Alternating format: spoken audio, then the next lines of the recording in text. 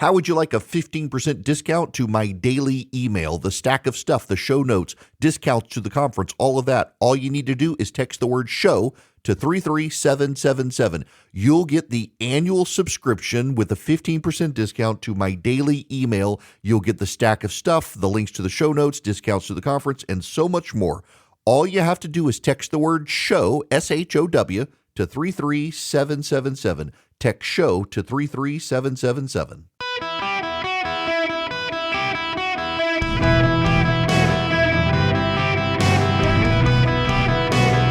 Welcome to the Eric Erickson Show podcast, Hour 2. Greetings, conversationalists. I hope you're well. It is Friday, and I am Eric Erickson, your host across the nation. The phone number is 877-973-7425. Should you wish to be on the program, I need to send some love to those of you in Sacramento. So I'm on in Sacramento now. I've only been on for a couple months. And I'm on in delay, evening drive, essentially, their time.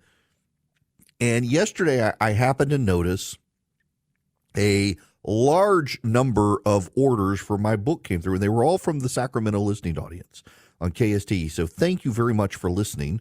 This is one reason I like the whole texting app approach, just because I can kind of monitor where people are from. I find it very fascinating that those of you around the country and you listen on podcast or you're on the live stream in areas, we've got listeners all over the place who listen on the live stream now, and y'all can all participate in the show.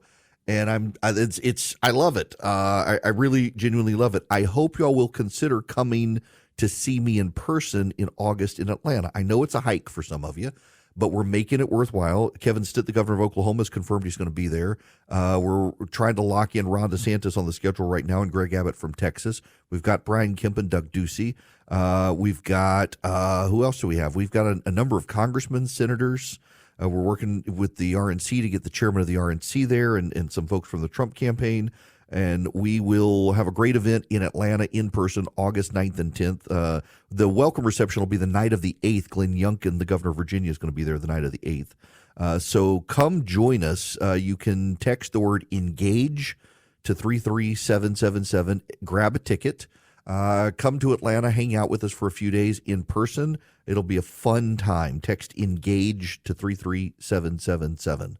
Now, we must move on to other news. And I don't know that, I don't want to pick on Charlie. I was going to say something and pick on him, but don't really want to. He just suggested that I pick up the piece I wrote this morning and spend some more time with it. I had talked about it yesterday, which was the inspiration for me writing about it this morning. But I do think there's more to be said, particularly as I got attacked on social media yesterday by some of these little alt-right kids. For years, friends of mine who are right-wing activists have complained that what the establishment Republicans have often done is they dangle a shiny object in front of us. And they want us to look at this shiny object, this thing that makes us feel good that they did, so that we ignore all of their failures. And they've done that for years, the establishment has. And particularly, when abortion was still a thing before Dobbs, the Republicans, they would pass like a late-term abortion bill or something they knew the court would probably strike down, but they would pass it. It would make everybody feel good and pay no attention that they just slipped Planned Parenthood funding back in the budget. Or they'd pass a big defense bill. They would expand defense, but pay no attention to they put DEI funding in the defense budget. And the establishment would do that. And they would hang these shiny things in front of us and say, look at this shiny thing. Look, no, don't look over there. Don't look over there. Look back here. Look at this thing. And oftentimes it was something the establishment knew would get declared unconstitutional by the Supreme Court. But they could do it knowing that everybody would seal clap. Everybody would say, oh, this is wonderful. Oh, this is so wonderful. Yay, look at what you did. And they'd be so distracted by it, they'd ignore all the bad stuff. And for years, right-wing activists complained about this, and now guess what? It's the right-wing activists who are doing the same damn thing. Clapping with delight, being distracted by their own side, hoping you don't pay attention. I have been accused in the last 24 hours of being a quisling and being one of those conservatives the left props up so that we can explain away our losses and make you feel better about losing to the left and whatnot. Why? Because I think the Louisiana law to put the 10 Commandments in classrooms is dumb. No, I'm not opposed to the 10 Commandments in classrooms. In fact, when I was a student in public school in Louisiana, the classrooms had the 10 Commandments on all the walls. Only one teacher didn't have it. So local church group donated the signs. They were posters, pretty large-sized posters. In fact, they were larger, so the Louisiana law says they got to be at least 11 by 17. That's essentially 2 8.5 by 11 pages touched together. The ones on our classroom walls were bigger than that. They were probably 22 by 17. And I think the 10 Commandments are fantastic, and they should be studied in classrooms. The 10 Commandments should be studied for this reason. When all of Western civilization were filthy savages living in dung huts, the Jews were carrying forth law to humanity. When all the white people tribes of Europe were savages, the Jews were prescribing law and order to civilization. Study Hammurabi's Code and contrast that with the 10 Commandments. Historically, the 10 Commandments have been good for the development of Western civilization. And there is history you can give there. There is literature you can give there. I think the 10 Commandments should be studied in public schools as part of the curriculum, as part of the history. Hanging them on the wall doesn't do anything. The problem here is that the state of Louisiana passed this legislation, when it passed this legislation, to distract conservatives from losing.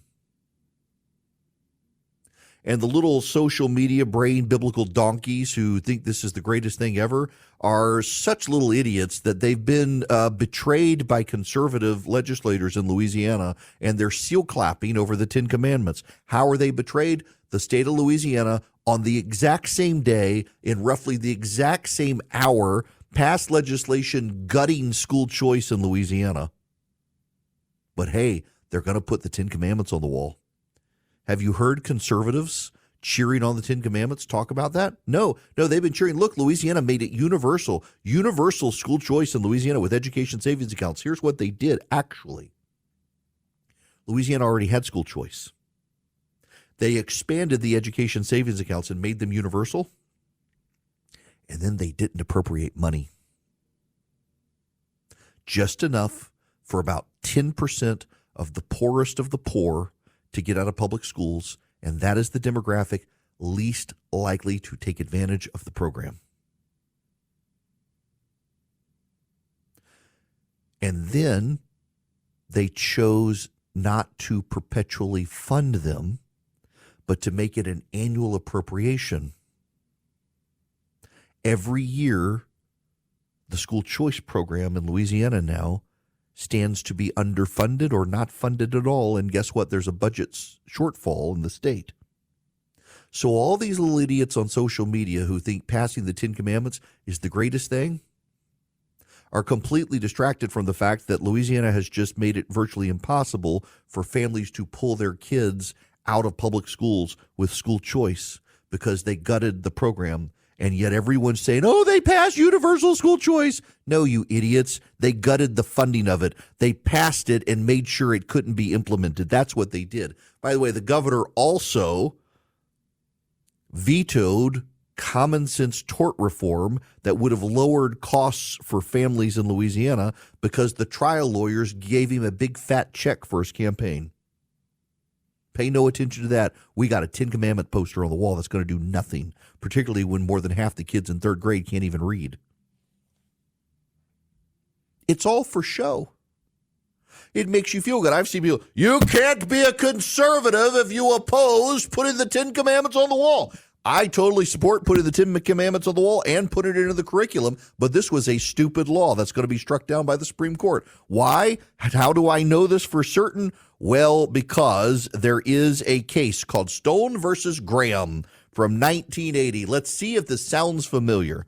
The legislature of Kentucky passed a law saying that every classroom in the state must post the Ten Commandments on the wall, but the state won't provide money. It would be funded by private donations. The Supreme Court said that's unconstitutional.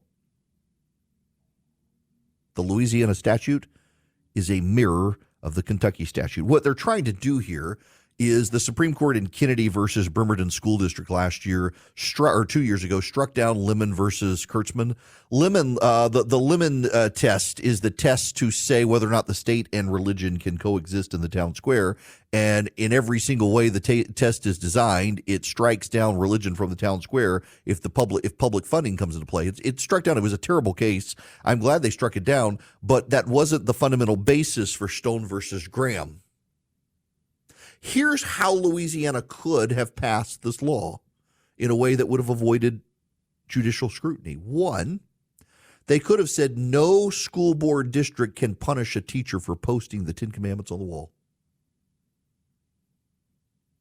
Two, they could have encouraged local churches just through a resolution to provide copies of the Ten Commandments for any teacher who wanted it.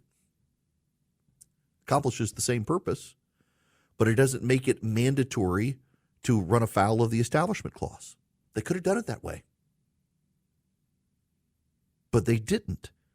They wanted to virtue signal their side in the culture war in a way that's going to be struck down unconstitutionally, but in a way that will excite the base, so the base pays no attention to the fact that they killed school choice. The exact same hour of the exact same day of the legislature, they killed school choice for most people in Louisiana. But pay no attention to that. How easily the base of the party can be distracted by shiny objects. We could have made school choice permanent and funded it in Louisiana and gotten kids out of the failing public schools, but no, said we're going to put a poster on the wall. The problem here is the people who are supposedly the brilliant strategic thinkers, they really like to lose because they fight. That's what I heard. Well, if you're not going to fight for this, well, when you fight for everything, you know what you wind up doing? You wind up losing. You lose a lot of fights. If every hill is a hill to die on, you die on every hill. But these people would rather own the libs than own the future. Losing is a feature to them. It's not a bug, it's a feature. Because if you lose, but you get people whipped up into a frenzy, they write checks for you to fight harder next time. And they fight harder next time, and they lose again. If they won, people would move on. And then they blame people who actually want to win for refusing to engage in failure theater. Time and time again, those of you on the right, are you tired of losing? Here's why you're losing. You're losing because you've put in charge a group of people who only know how to lose and make money off of the loss, because they tell you they were unfair on the other side. They cheated. That's why we lost. We're going to win again next time. Send us some money. Instead of actually engaging in fights they could actually win. In the state of Louisiana, they're going to put a poster on a wall with the Ten Commandments in classrooms where more than half the class is illiterate. If the Supreme Court lets them, which is a big if. They could have instead allowed the kids in that classroom to go to a successful private school so they would not continue to be in a failing public school. They could have sent them to a religious school that has the Ten Commandments on the wall and teaches them from religious context. But no, they chose not to do that. They chose to go a path most likely unconstitutional to whip you into a frenzy and get you all excited and have you attack anyone who says this is a dumb idea because of the way they've deployed it. And guess what? It's working. Apparently, people on the right would rather lose and cash in than fight smartly and win. And this is why the left keeps winning, because we are being run on the right by a group of losers who cash in on losing and have never any intention of actually winning. Greetings. Welcome. It's Eric Erickson here. The phone number is 877-973-7425. Should you wish to be on the program, I would be delighted to have you. No, I can't say what I want to say. I have to move on before I get myself in trouble. Okay. Let me move on to DEI people being so stupid. You know, one of the most absurd things I think that has happened in our society is the new speak, particularly progressives in the never letting a crisis go to waste, the George Floyd thing, demanded that we change our language. So master bedroom is now primary bedroom because there were slave connotations.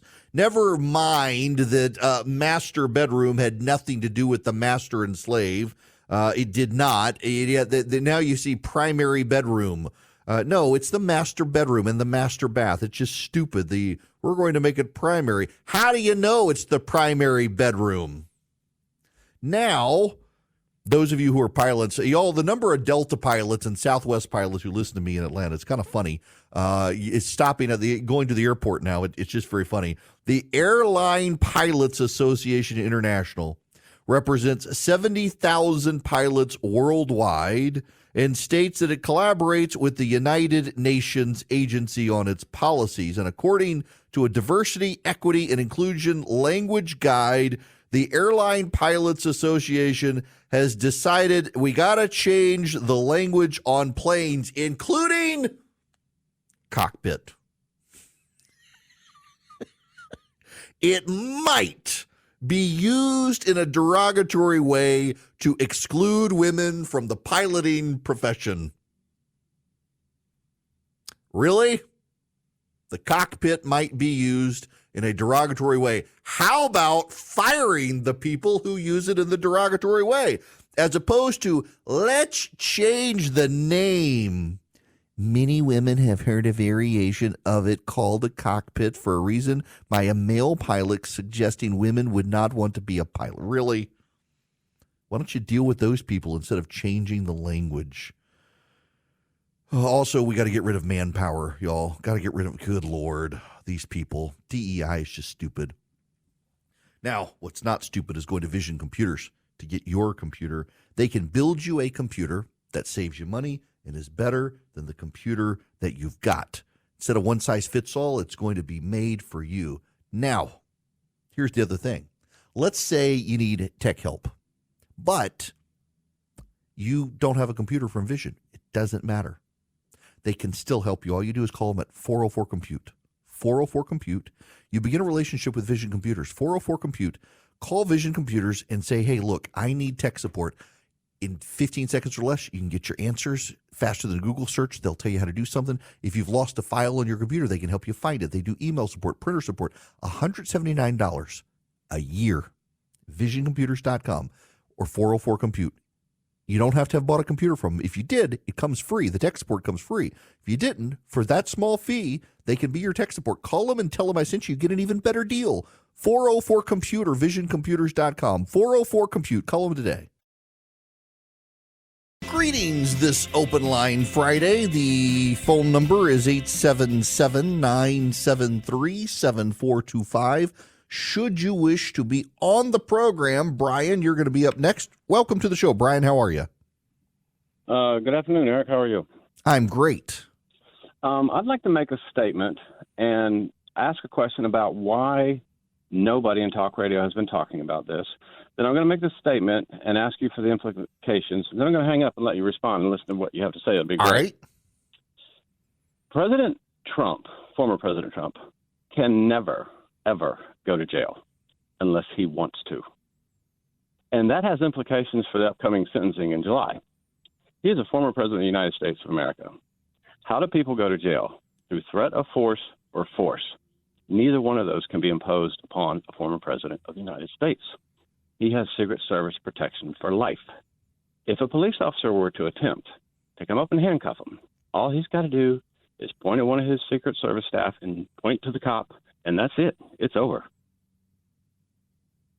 Okay. And that's all I have. All right. So I'll let you hang up and I'll respond. That's actually not the case because, first of all, presidents don't have Secret Service for life. I know we think they do and they used to. And when George W. Bush was president, he signed a law that actually gave Secret Service protection to former presidents only for a certain amount of time unless extended. Trump's time with Secret Service was extended by an executive order of Joe Biden, surprisingly so, and by Trump, ratified by Biden because of threats from the Iranians. He doesn't actually get it for life, though. They used to, but the law was changed. At the same time, the Secret Service agents are bound to uphold the law. So if a judge orders Donald Trump to go to jail, the Secret Service will go to jail with Donald Trump. That's actually how it will work. And that's not actually a hypothetical. Certainly it hasn't been done before, but the Secret Service is bound to enforce the laws of the United States. They're sworn to uphold, protect, and defend the Constitution of the United States, not the President of the United States. The President is not a king. The President is not a dictator. The President is not above the law. If the law through a judge says go to jail, he goes to jail, and the Secret Service goes with him to protect him in jail. They don't keep him out of jail because the law says go to jail. I mean, that's actually the way it works. Donald Trump is not a god. He's not a king. He's not a dictator. And he's not the President of the United States of America. At the moment, at least. Now, if he goes to jail and gets elected President of the United States, then no, he cannot remain in jail. He gets out of jail and goes to the White House and then would return to jail to serve the completion of his time once he left the White House. But no, this is the thing that is, I think, driving both sides insane. And look, I'm really glad you called on this. And I don't mean to sound belittling on this at all. I really don't. It's just the president, the Secret Service complies with the law. And if the law says go to jail, he's got to go to jail. What is getting people on both sides tripped up is exactly this point. Donald Trump is a private citizen right now. He's not the president of the United States.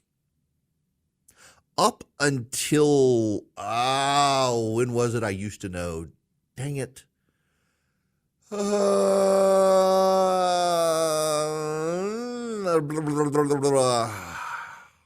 Y'all, I'm sorry. Brain fart. Maybe Truman?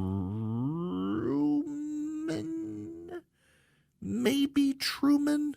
In any event, the formal diplomatic custom, and actually it's still on the books today, we just don't use it, is that when a president leaves office, he's no longer to be referred to as president, but by the previously held position.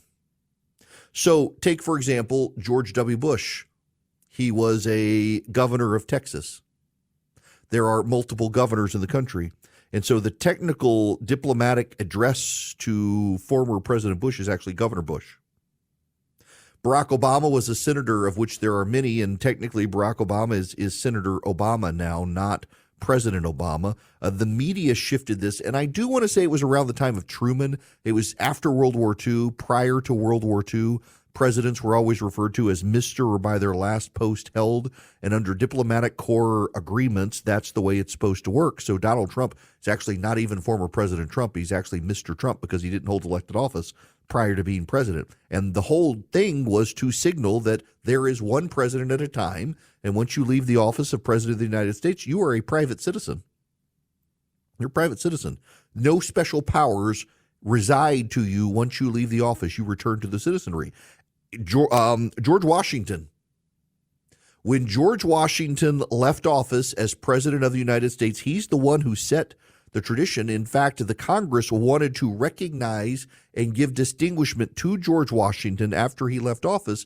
And George Washington is the one who set the pattern that, no, you are not allowed to do that. When I leave office, I am Mr. Washington. I'm not President Washington. And I forget what his elected position had been, but people would refer to him as that. When Thomas Jefferson left the White House, he was not referred to as President Jefferson. He was referred to as Secretary of State Jefferson. and this has been the pattern in the United States, it is a reminder that the president is a citizen. The left is up in arms over this because the left thinks that the Supreme Court and every court should rush their decisions because of the implications of Donald Trump. The Supreme Court is not rushing its decisions because Donald Trump is a citizen of the United States. He's a private citizen like everyone else. He is neither greater than nor less than any other citizen at this moment. He should be treated the same. The government of the United States affords presidents Secret Service protection because we do know that as their symbolism around the world, they could be killed by assassins of foreign governments. And in fact, Joe Biden agreed to extend the Secret Service tenure for Donald Trump because after the killing of Qasem Soleimani, intelligence reports suggested Iran would love to do the same to Donald Trump. So Donald Trump will have Secret Service protection for life because of it. But in normal times, based on laws signed by George W. Bush, presidents of the United States will have their Secret Service expire.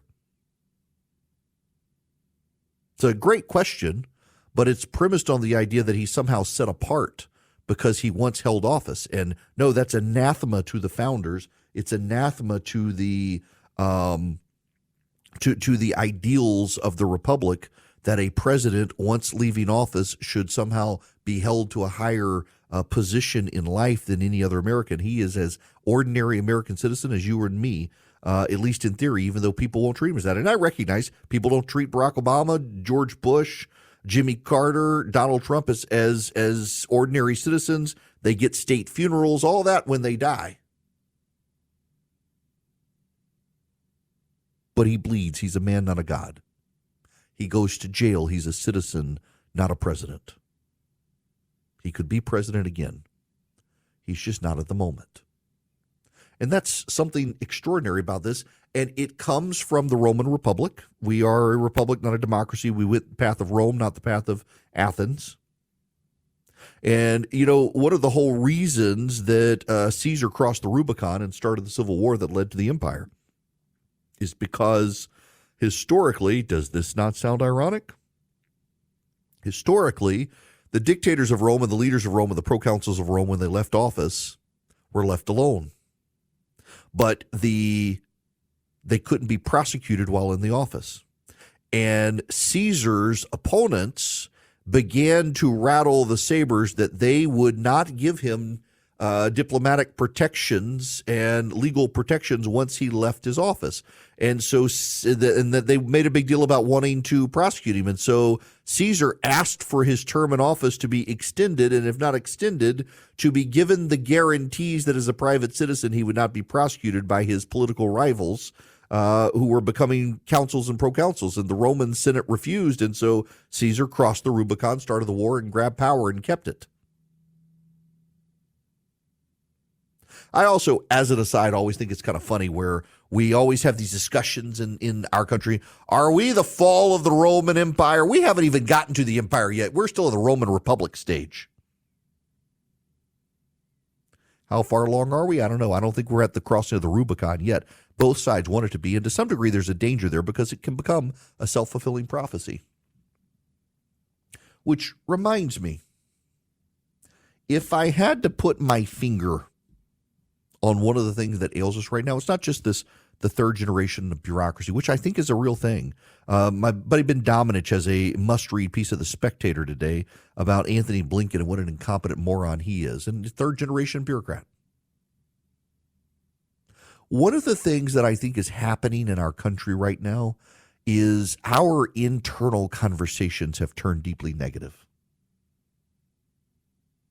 You hate the other side.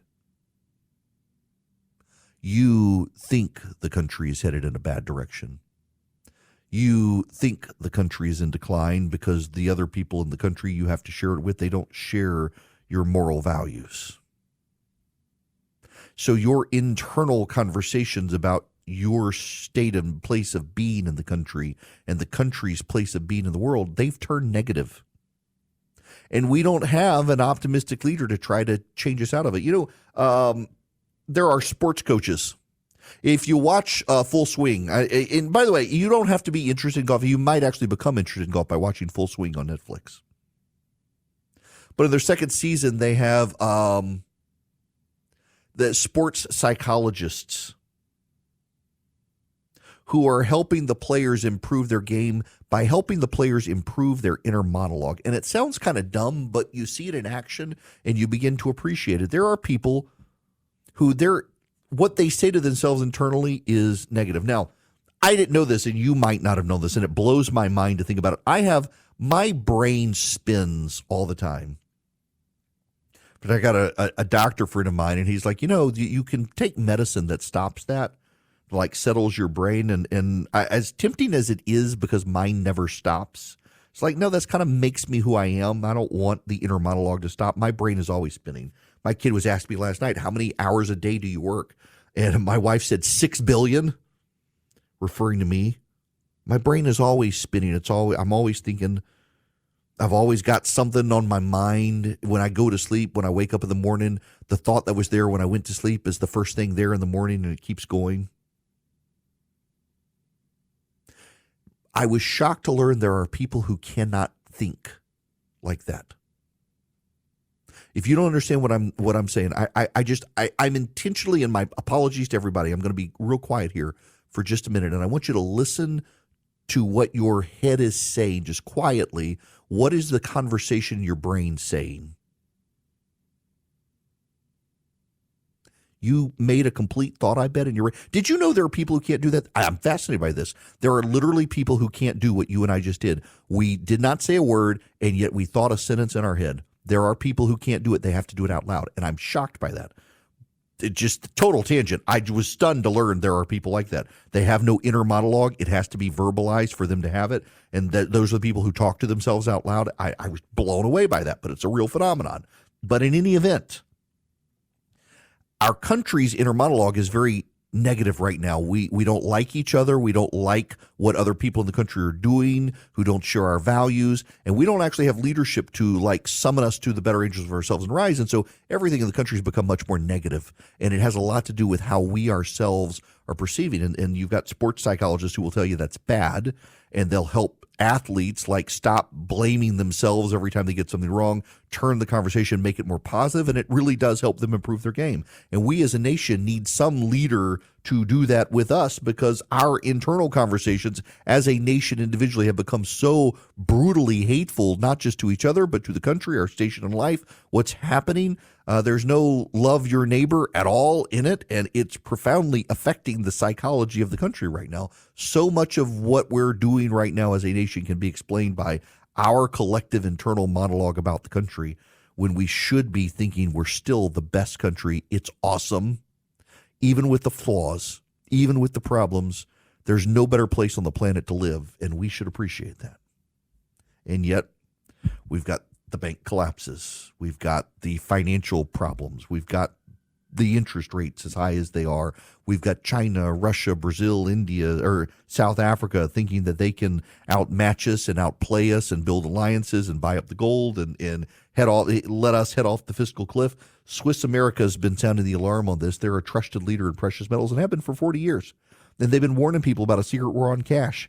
If you're interested in safeguarding your hard-earned assets from this secret war, keep listening for a critical free report, The Secret War on Cash. Now, Swiss America has been rated A+ by the Better Business Bureau. They can educate you on protecting your assets. You need to get their shocking report, The Secret War on Cash. You can check it out on their YouTube page at SwissAmerica.com/YouTube, SwissAmerica.com/YouTube. Also, you can get the report. It takes less than 15 minutes to read. You get a free copy by mentioning my name, Eric, when you call or text 800-289-2646.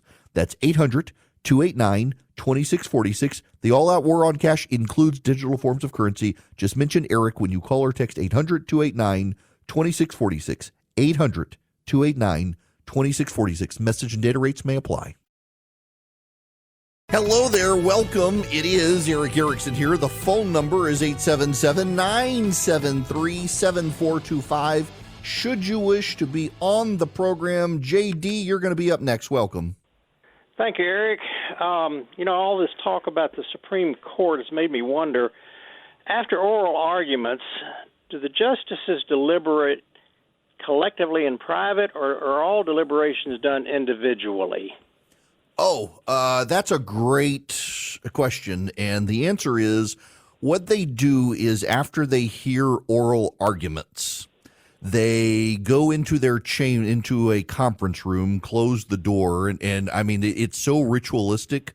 The youngest member of the court opens the door for everyone else and then closes the door and is the last person to sit down. The Chief Justice reads the case, and they go around the room, and each person announces their vote, their initial vote. And then the Chief Justice, if he's in the majority, assigns who gets to write the opinion. If the Chief Justice is in the minority, the highest ranking justice in the majority gets to assign the opinion. And then that person begins to write their opinion while the others write their dissents. And they begin to pass their writings back and forth to each other and read each other's thoughts and chime in to modify, decide that, you know what, I don't think I'm in the majority now. I think I'm in the minority. I like their dissent, makes more sense. And it's all done in writing. And they do have conversations. They can go into each other's chambers and talk.